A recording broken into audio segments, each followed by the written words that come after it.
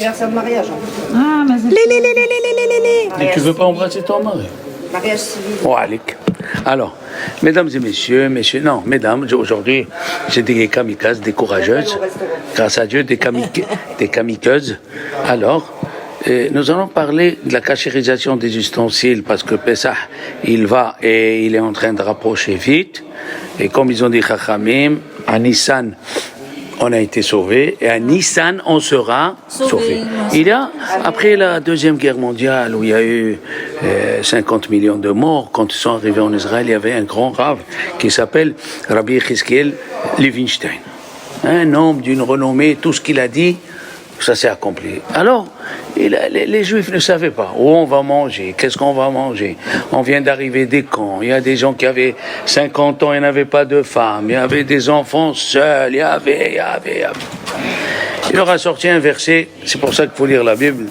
Le prophète Irmia, il a dit, Mi bachem yere Hashem. Qui parmi vous, il craint Dieu? Alors qui? Et il continue, il dit, Asher halach hashechim.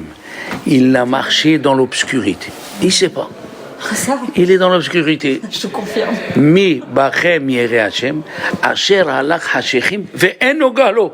Il ne voit pas le bout du tunnel. Et ça veut dire quoi, il marche dans l'obscurité? L'obscurité, c'est quand tu as une épreuve et tu as le contraire de ce que tu as étudié. Exemple, Avraham Avinu. Avraham Avinu. Dieu, pendant 90 ans, il a dit, moi, j'aime pas les sacrifices humains. C'est quand ils sont fous, ceux-là. Après, il lui dit, sacrifie-moi ton fils. Ah, c'est le contraire. Fais Shabbat, tu auras Parnassa. Ça fait un an, il galère, il n'y a rien. Un exemple, une épreuve, c'est quand tu vois le contraire de ce que tu as étudié. Et quand même, tu tiens. Mi bachem yere Hashem. Qui parmi vous qui craint Dieu? Asher halach hashechim. Ça suffit d'écrire ça, non. Il marche dans l'obscurité, il ne sait pas.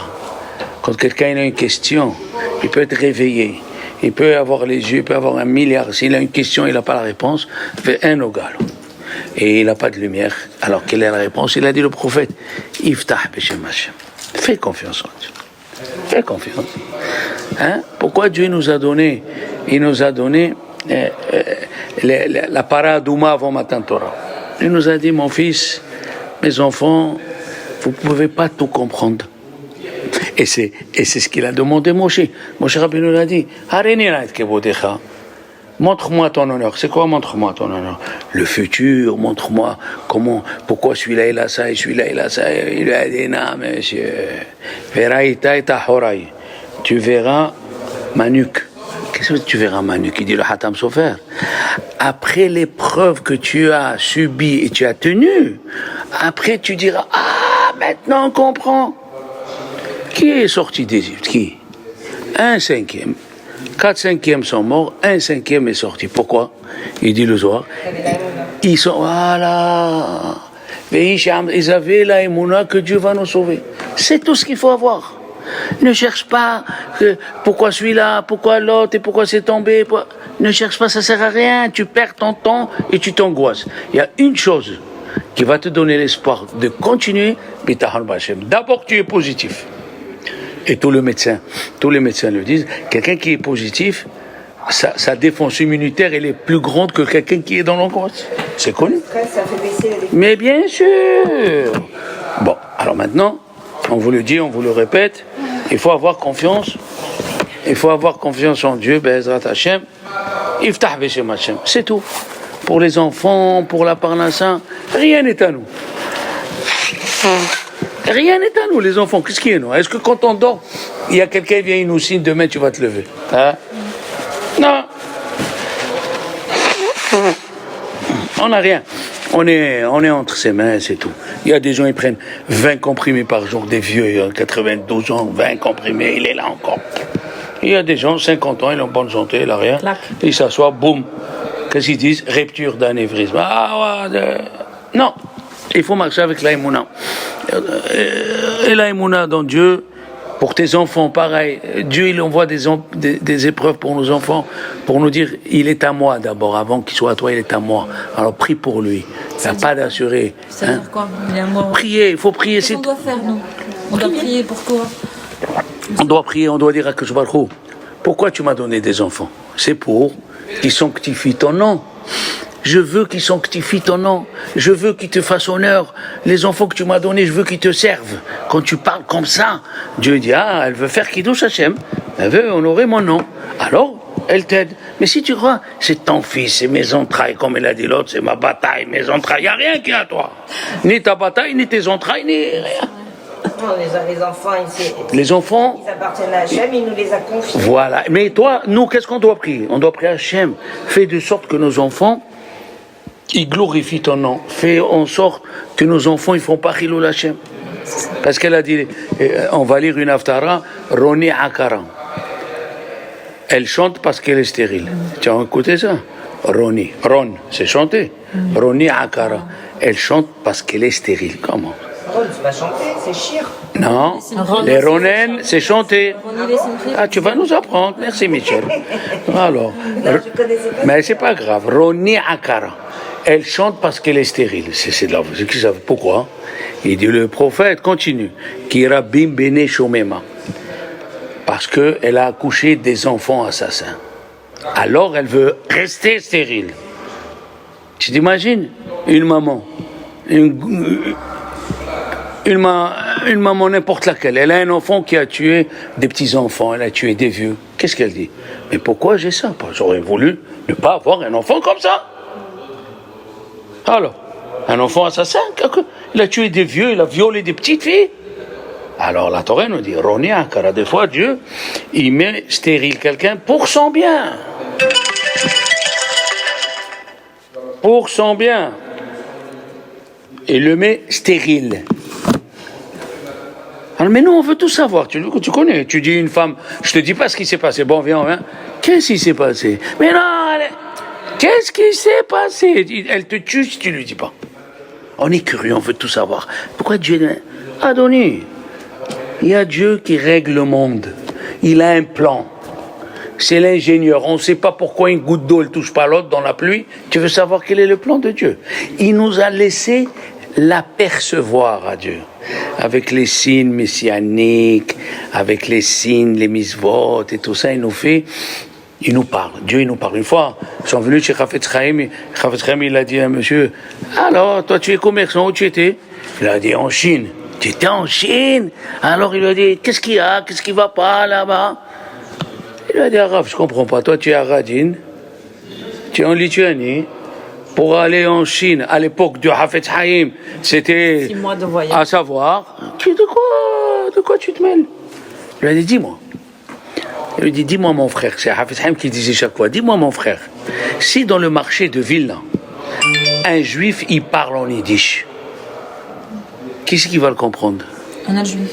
Un autre juif qui parle yiddish. Oui ou non? Il lui a dit, quand Dieu il nous fait connaître qu'est-ce qui se passe dans certains pays, il nous parle à nous. Il nous envoie un message, Dieu nous parle. J'ai dit ça. Hazak ou Baruch. Seulement, voilà, il nous avertit, voilà. Pourquoi c'est venu juste avant Pessah? Peut-être c'est la préparation pour le Mashiach. Le Kron. Kron en anglais, c'est la couronne. Et nos sages disent, quand il va venir le Mashiach, Esav, il s'appelle Hazir. Dans les 4 animaux interdits, Hazir, c'est Esav. Et pourquoi on l'appelle Hazir? Parce qu'il va rendre la couronne au Mashiach. La couronne.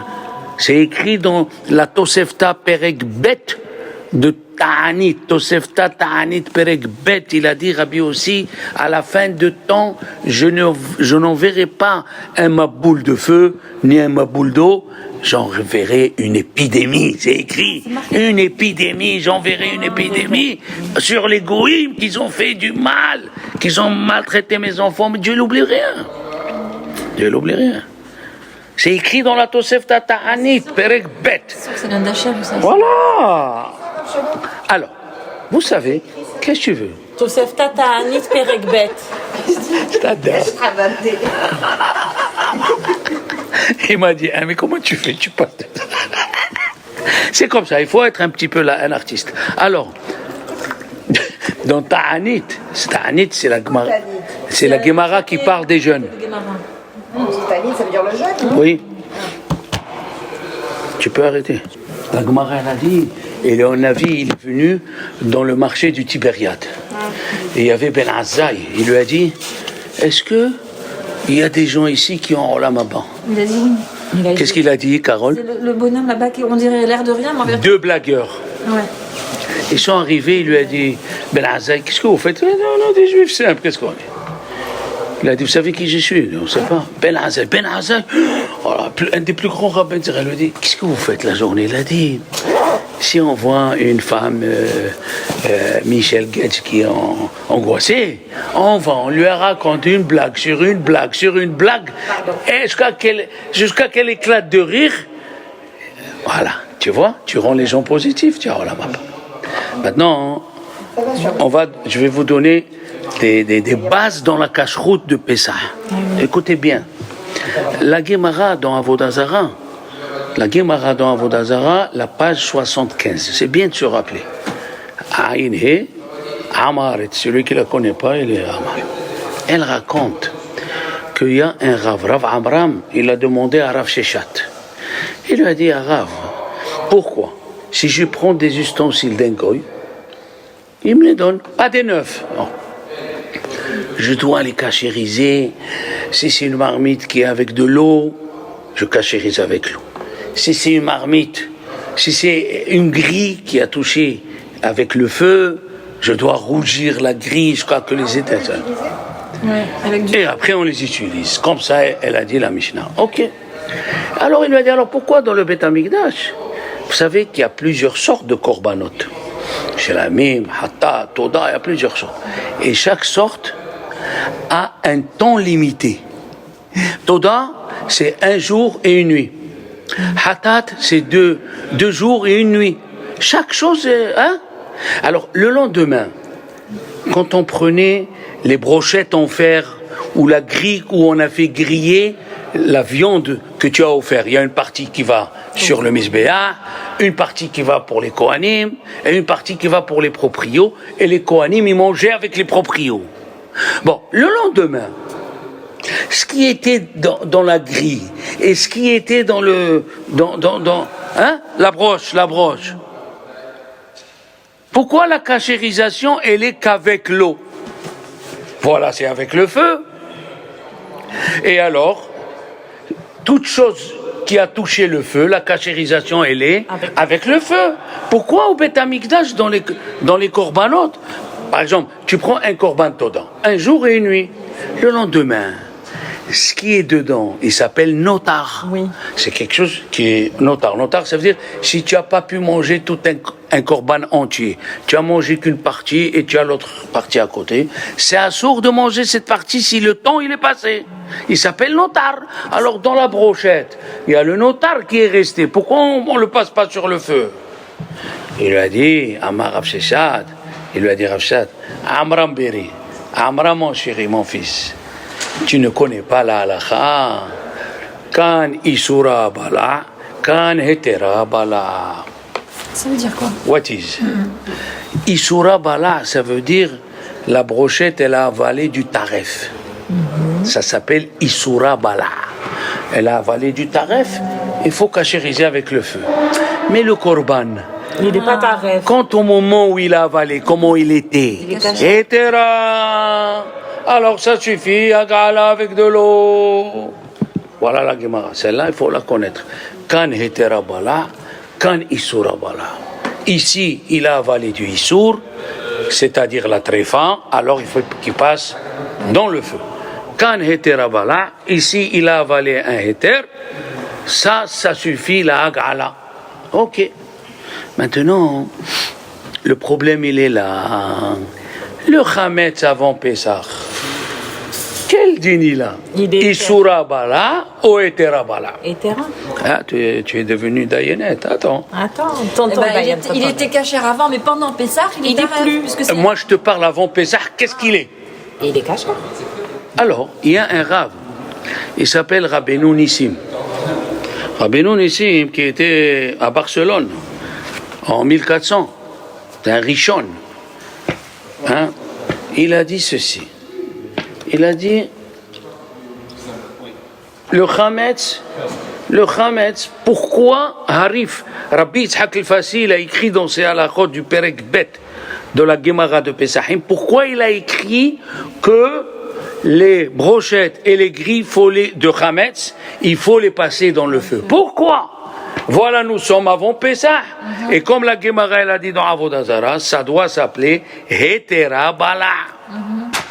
Il a répondu, et c'est de lui qu'on a appris cette règle, Hametz Shemo Alav. Ça veut dire? Ah, on est avant Pesach, ok. Mais comment il s'appelle le pain? Hametz, il s'appelle le pain. Le pain, c'est Hametz. Alors pour lui, pour Rabbi Yitzhak el-Fassi et Harosh, qui est deux grands rabbins, ils ont dit que le Hametz avant Pesach, il s'appelle Isura Bala. Pourquoi? Ça s'appelle Hametz Shemo Alav. C'est vrai que c'est pas Issour, c'est pas comme le cochon, mais il porte le nom de Hametz. Et puisqu'il porte le nom de Hametz, il faut griller. Il dit à Rif et à Roche, il faut griller les grilles et il faut griller les brochettes. Il y a un grand rave qui habitait la province. Il s'appelle Rabbi Avraham ben David. Il a écrit un livre, Temim De'im, un très grand rave quand la province ne faisait pas partie du royaume de France. Hein? Autant avant le roi René et tout ça. Et lui, il a écrit une preuve que le Hametz, avant Pesach, il peut s'annuler. Pourquoi? Écoutez bien. Je vais vous poser une question. Ça, c'est le premier sujet. Deuxième sujet, vous allez comprendre pourquoi je suis rentré dans ça. Un Hametz qui a été annulé avant Pesach. Ça veut dire que j'ai pris des graines gonflées, je les ai mélangées avec des graines non gonflées, j'ai tout mélangé. Est-ce que je peux faire des matzot avant Pesach? Non. Il a dit oui. Mais il a une preuve, attendez, écoutez jusqu'à la fin. Il a une preuve fantasmagorique. Le type qui m'a appelé de Paris m'a dit, vos cours fantasmagoriques, il a retenu le mot fantasmagorique. Alors il a dit une preuve dans la Mishnah de Kilaïm, qui parle des mélanges des graines entre eux. Qu'est-ce qui est assour, qu'est-ce qui est moutarde?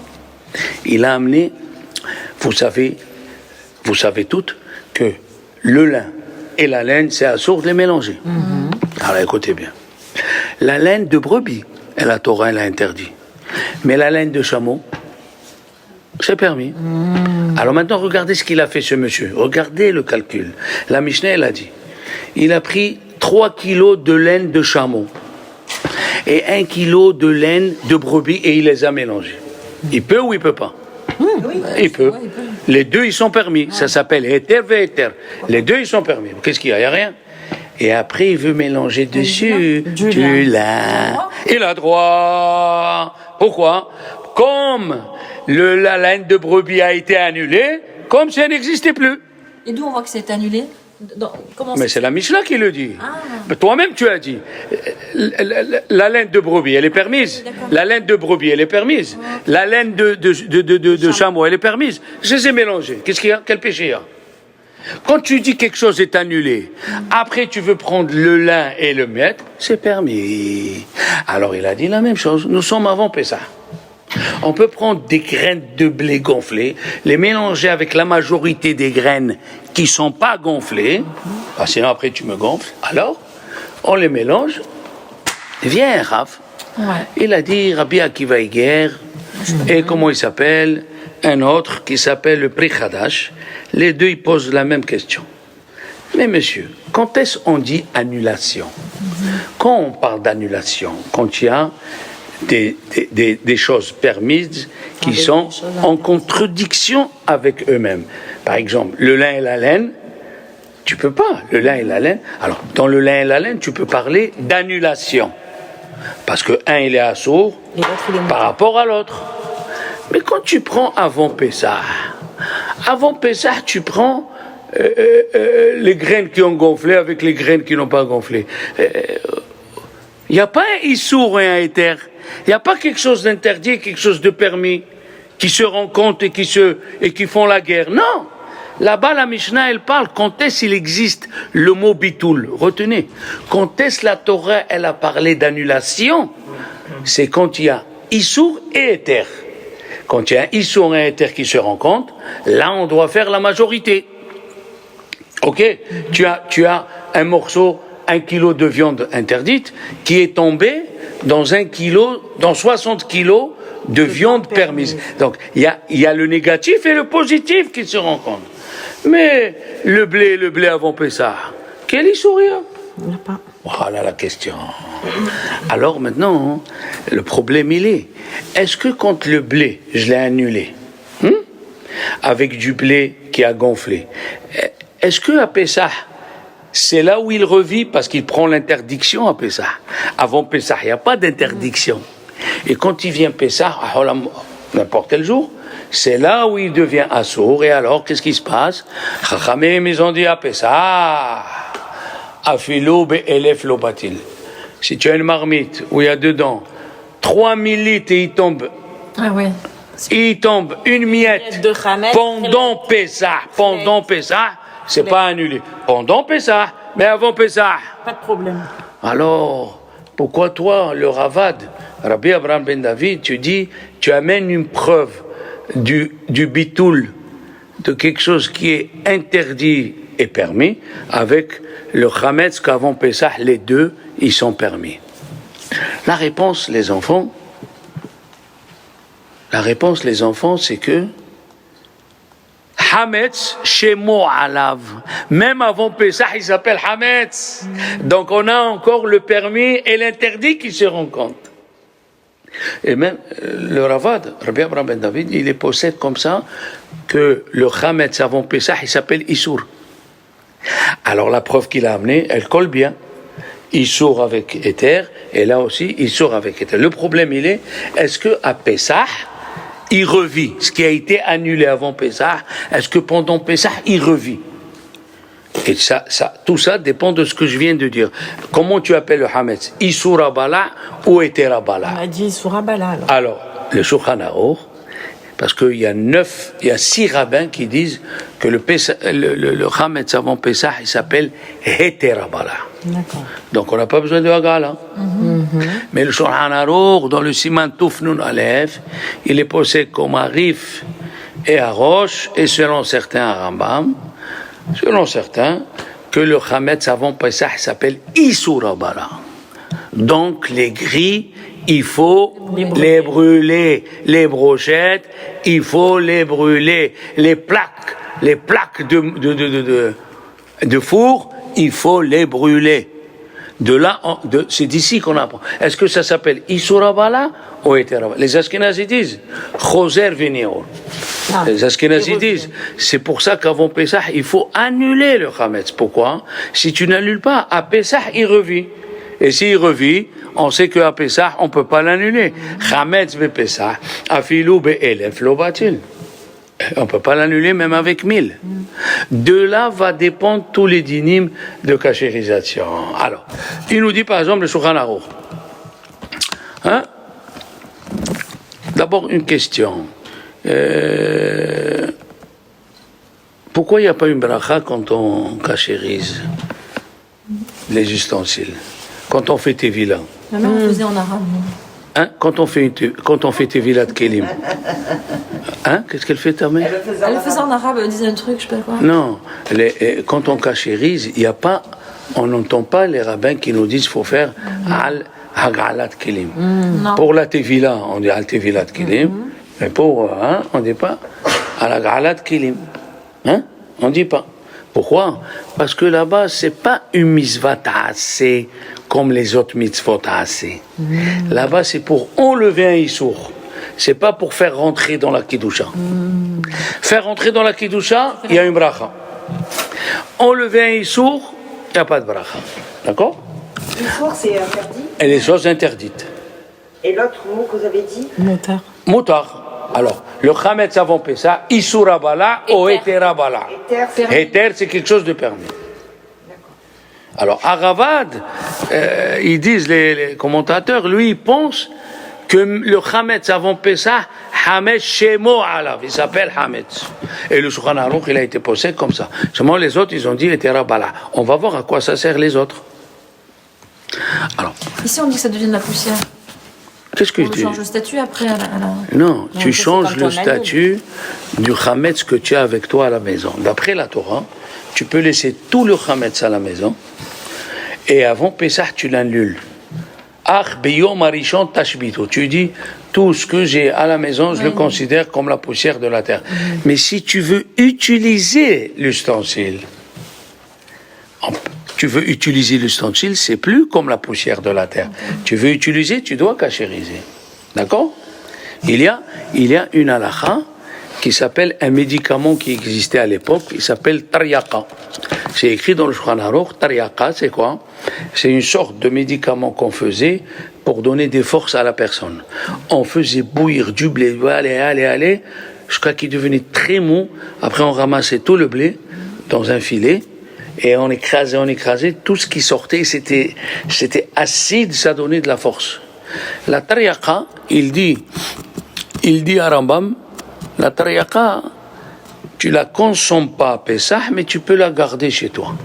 Tu la consommes pas parce que elle n'est pas, tu peux la garder d'abord, tu peux la garder parce qu'elle n'est pas apte à être mangeable. Tout ce qui n'est pas apte à être mangeable, tu peux le garder comme à l'époque, le cirage. Il était fait avec la mie de pain. Donc, tu peux le laisser, l'employer, mais pas le manger. Pourquoi? Parce que dès que tu le manges, tu lui donnes une importance. Et si tu lui donnes une importance, c'est assour. La Taryaqa, tu peux la laisser, mais tu ne peux pas la manger. D'accord? Alors, d'ici, ils ont cru, plusieurs rabbins, qu'à Rambam, ils pensent que Hametz est Terabala. Ça veut dire, il ne revit pas à Pessah. Si on dit qu'il revit, tu ne peux même pas le laisser. Mais, comment on va s'arranger avec le Shulchan Aruch? Le Shulchan Aruch, dans le Siman Tammaz, il a dit, lui, il dit que Hametz, Isura Bala. Et pourtant, il dit la Taryaqa, tu peux pas la laisser. Pourquoi tu peux pas la laisser? Pourquoi? Voilà, elle a été annulée. Elle a été annulée. Ils disent les Chachamim, parce que le Hametz dedans, ça s'appelle Davar Ma'amid. Quelque chose qui est là pour contenir. Et c'est du Hametz. Je vous donne un exemple. Vous savez qu'aujourd'hui, on fait du fromage avec plusieurs sortes de ferments. Oui. Si tu prends un ferment de blé et tu fais le fromage avec, il a été annulé 10 000 fois dans une cuve de 10 000 litres. Seulement, il est devenu fromage. Tu peux pas le consommer. Pourquoi? Parce que qu'est-ce qui fait tenir? Mais c'est ce ferment qui fait Il existe Davar c'est Ma'amid. pas le fromage s'il y avait pas le Davar ferment Ma'amid. Et non, C'est comme la bière. S'il n'y a voilà, pas le ferment quelque chose, blanc, ça quelque existe chose pas, la qui bière. fait tenir le Hametz, tu peux pas manger, malgré qu'il est devenu immangeable, comme le fromage des Goïm. Avant, on prenait un morceau de l'estomac de la bête, la caillette, et on le faisait tremper, c'est acide, c'est lui qui durcissait. Alors même si tu as 10 000 litres, c'est pour ça que le fromage il est interdit chez les Goïm, parce qu'il s'est fait à partir de la caillette, à part qu'on n'a pas surveillé le lait. Donc alors, le Shulchan Aruch dit, Davar Ma'amid, Afilu Be'elef Lo Batil. Quelque chose de Hametz qui maintient les autres ingrédients, même avec 1000, tu peux pas le laisser à la maison, tu peux pas le consommer. Ça s'appelle, oui, c'est Davar Ma'amid, Afilu Be'elef Lo Batil. Alors, maintenant, les Chachamim qui se sont dit, les ustensiles que tu as utilisés, le Hametz, c'est assour de les utiliser sans les cachériser. Tu veux les utiliser, il faut que tu les cachérises. Et ensuite, la majorité de l'utilisation. Qu'est-ce que ça veut dire? Si tu as une marmite que tu utilises avec toujours un liquide, du shemen, de l'huile, de l'eau, tu veux la cachériser avec l'eau. D'accord? Avec l'eau bouillante. Le Shulchan Aruch nous dit qu'on suit la majorité de l'ustensile. Si la majorité de l'ustensile c'est avec de l'eau, la cachérisation c'est avec de l'eau. D'accord? Et si des fois tu as utilisé une fois sans eau, c'est pas grave. Rov tashmisho. Mais les Ashkénazes, attention, si tu veux inviter un Ashkénaze, Tu veux cachériser une marmite que eux, ils suivent pas la majorité de l'utilisation. C'est une fois. Une seule fois, tu l'as utilisé sans eau, il faut les bonnes. Hein? Il faut les bonnes. Maintenant. J'ai une question, je peux vous interrompre? Mais il faut interrompre pour ça, on est là. Nous, les Tunisiens, à Pessah, on mange le riz. Alors, quel problème? Et si j'invite, par exemple, quelqu'un... Un Marocain. Voilà, qui ne mange pas le riz. Tu ne dois pas faire le riz. Les ustensiles, attends. Les ustensiles, tu peux les utiliser. C'est pas du Hametz, mais tu peux pas le mettre à côté. Écoutez, j'ai écouté hier que Rabbi Yitzhak Yosef, il a raconté que son père, Maran Rishon LeZion, Zichron Bracha, Rabbi Ovadia Yosef, il recevait des rabbanim à Chol HaMoed. Les Ashkénazes, ils ont une chose aussi qu'ils ne mangent pas comme nous. Nous, on mange. Ils ne mangent pas les fruits secs. Et le shamash de Rabbi Ovadia Yosef, il a fait la table avec les fruits secs, kasher les Pessah. Il est rentré, Rabbi Ovadia Yosef, il a dit enlève. Il a dit pourquoi c'est kasher, j'ai acheté. Il lui a dit non, ils vont venir des rabbanim ashkénazim, on va mettre ça devant leurs yeux. C'est pas kavod. Donc, malgré que c'est permis pour toi, il n'y a aucune interdiction. La Gemara dit il y a un rave qui faisait exprès le riz à Pessah. Pourquoi? Parce que son rave, il lui a dit fais le riz. Parce qu'on doit manger 2 plats. Il y a qui disent qu'ils sont sur le plateau. La viande et l'œuf représentent, il représente Korban Pessah, et un il représente Korban Hagiga. Parce qu'un petit agneau de 1 an pour 30 personnes, on va arriver à casser les os, c'est assourd.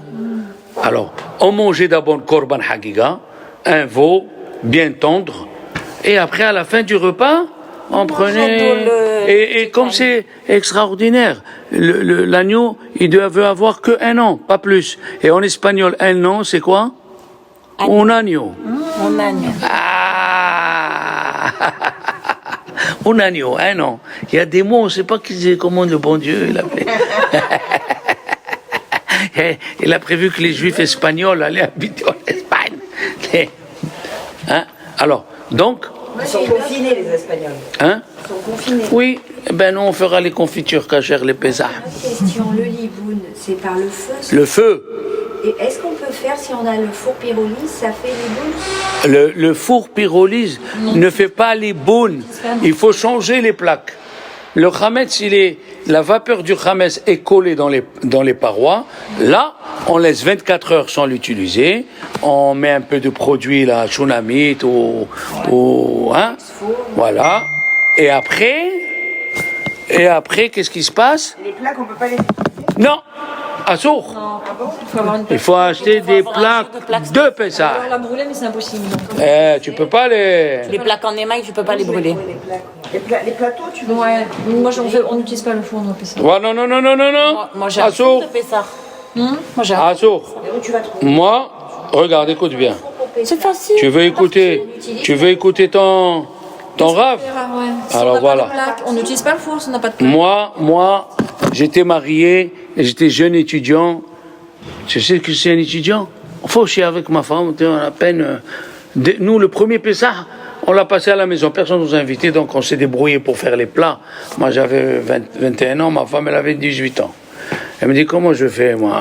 J'ai appelé ma tante, elle m'a dit, j'ai rien compris. Bon, j'ai appelé Madame Motbol, que Dieu lui donne une longue vie. Elle a dit à ma femme, prends un papier. Je lui ai dit, fais ça. Ma femme n'était jamais cuisinière dans sa vie. Et les plats, ils sont sortis, mazé. On a invité un Ashkénaz et un Séfarad, deux étudiants qui n'avaient pas à aller. Et on a servi le poisson à la marocaine, quoi. Comme elle nous a dit la dame, le poisson avec la sauce rouge. L'Ashkénaz, c'était la première fois, je pense, qu'il mangeait chez un séfarade. Il a mangé le poisson, et après il a pris l'assiette, il a cru que c'était de la soupe, il n'y avait pas la cuillère, il a fait comme...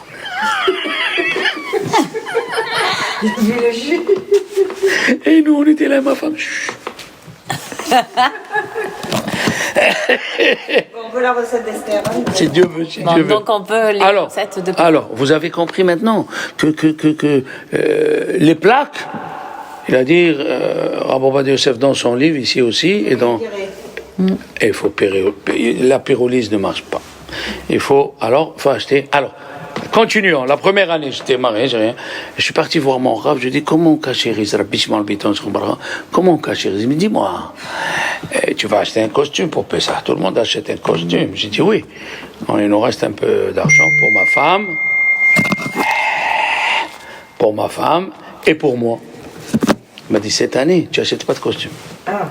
Tu achètes le four. Tu achètes un petit four et tu le sors qu'à Pessah. Écoutez, mesdames, ce four, je l'ai acheté, il a duré 35 ans. Et quand mon fils David, que Dieu le bénisse, il m'a acheté plus grand, un grand, où on peut faire rentrer un mouton, le petit, je l'ai donné à un élève. Et il utilise encore tous les Pessah. Un petit four. Voilà. Pessah, c'est compliqué. Sachez. Si, moi j'ai un comme ça, il me rentre deux. Comment on met les rôtis? Non, moi j'ai un 60 litres. Voilà. Il pèse rien du tout. Alors, mais il faut. En fait, j'enlève mon micro-ondes et je mets celui-là à la place. Et moi, c'est tout est encastré. Donc... Tu mets sur le plan de travail, Michel. Voilà, il faut. Et ça, c'est une fête où il faut avoir un rave qui te répond. Sinon, tu te perds. Les gens, ils inventent des halakhot, ils inventent des trucs. Il faut voir. Non. Moi, j'utilise pas le four. Par contre. C'est pas grave si on n'utilise pas le four. Non, tu fais ce que tu veux. Bien sûr. Surtout la marmite. Ouais, tout. Par contre. Ah oui, il faut le four. C'est ça l'histoire. Par contre, le mecham, vous savez ce que c'est le mecham? Le doux de Shabbat. Non, il ne faut pas mettre de pain dessus. Sinon. Celui qui a chauffé ou qui a mis des bourricas dessus, il ne peut pas utiliser à Pessah. Et si je mets de l'alu et que par-dessus je mets... Ah, c'est autre chose. Le doute, c'est Merci. Le koum-koum. Merci le mari. Pour une fois qu'il fait... Mais il y a qui mettent du pain pour le chauffer. Nous on met l'alu. Oui. Nous on met l'alu sur Voilà. le couvercle Et il y a qui mettent des bourricas pour les chauffer. C'est bon. Alors c'est grave. Alors c'est grave. Voilà. qu'on a plié 30 ans, on met dessus et on met le pain chauffé dessus. Mais rien de sanguine. Ainsi, Une fois, c'est foutu. Oui, mais que tu l'as mis à... ainsi, un couteau qu'on utilise pour couper le pain à froid. Et un jour, tu as pris ce couteau et tu as coupé un cake pour voir s'il est à chaud pour le cuire. Eh ben, ça s'appelle que le couteau a été utilisé sans liquide et il faut le brûler. Et la marmite? La marmite, elle a la majorité des C'est de l'eau. Ah, de l'eau ou de l'huile. Voilà, on fait la gala. C'est ça? On suit, oui, batar rov tashmisho. Eh oui. J'ai une marmite. Mais maintenant, d'accord? J'ai tout ce qu'il faut. Je crois qu'on va vous appeler Rav, des fois. Il faut appeler. Il faut écrire, il faut appeler. Après ça, c'est pas possible à la chôte qu'il y a. On les a appris, mais on les oublie. Non, il faut chaque chose qui se fait chaque année. Pourquoi on fait chéri à nous? Parce qu'on a oublié. On a oublié. D'accord? Alors, ceux qui sont dans un grand hôtel et qui organisent les fours, si tu les rougis, tu éclates l'hôtel. Ils s'en va l'hôtel en fumée. Ah, l'hôtel est parti. Si tu prends le chalumeau à la cuisine, le type il dit oh, il y a la guerre, c'est le lance-flamme. Qu'est-ce qu'il y a? Alors lui, si on n'a pas les plaques, on les fait à Gala, Bediavad. À Gala, mais dans les grands hôtels, c'est pour ça passer Pessah. Dans un hôtel, c'est Bediavad. C'est pas les Khatrila. Bediavad, ça veut dire c'est après coup. C'est pas a priori. Alors, il faut les cachériser entiers. Et après, il faut recouvrir les plaques avec l'aluminium. C'est compliqué, les halakhot. On est à peine au début.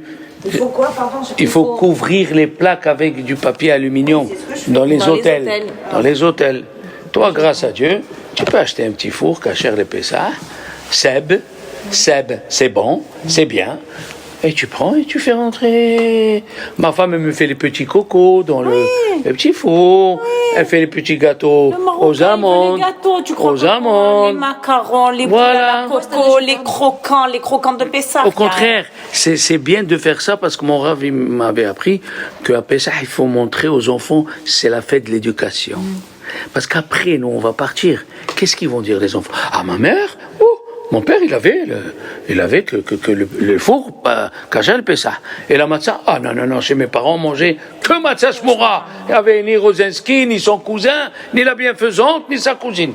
On mangeait que matzah shmora machine ou matzah shmora yad. Ce matin, machine, je suis parti à Superca à 8h15. C'était la panique. Ah bon? On a déjà dit Je parle la panique. Ma voiture, elle est pleine, tu as vu?